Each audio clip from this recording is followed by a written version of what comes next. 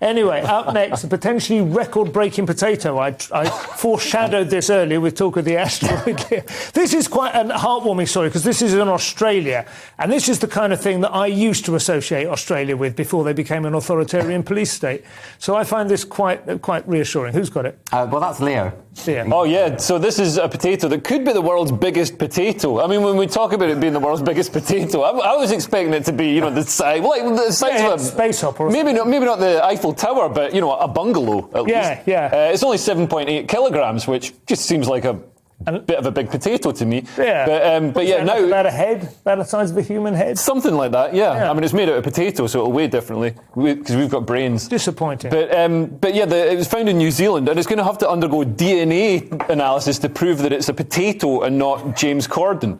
They're going to do a genotype. To confirm that it's a potato. So the couple that found it are now very upset that people think that they're making up the fact that they found a potato.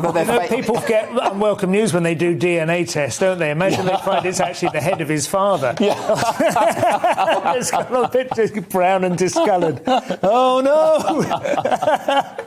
Falls to his knees like Charlton Heston at the end of Planet of the Apes. You did it, you crazy bastard. Anyway, sorry, Leo.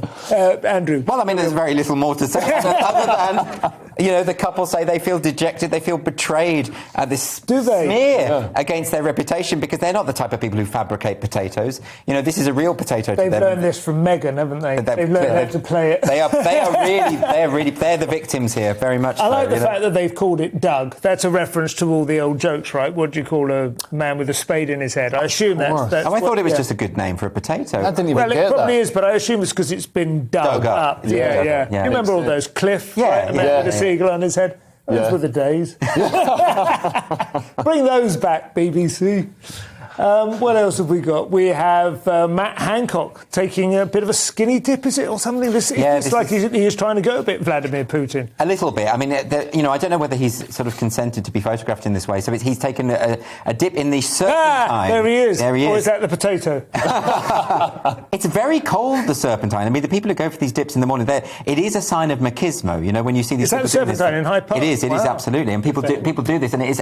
I know someone who does this regularly. Yeah. And he says absolutely freezing. And most people only last a few seconds. So it is really him sort of perhaps asserting his masculinity. But he's often caught in moments like this, so leaping over fences, climbing walls, doing push-ups in the park. Snogging secretaries, which is also a sign of masculinity.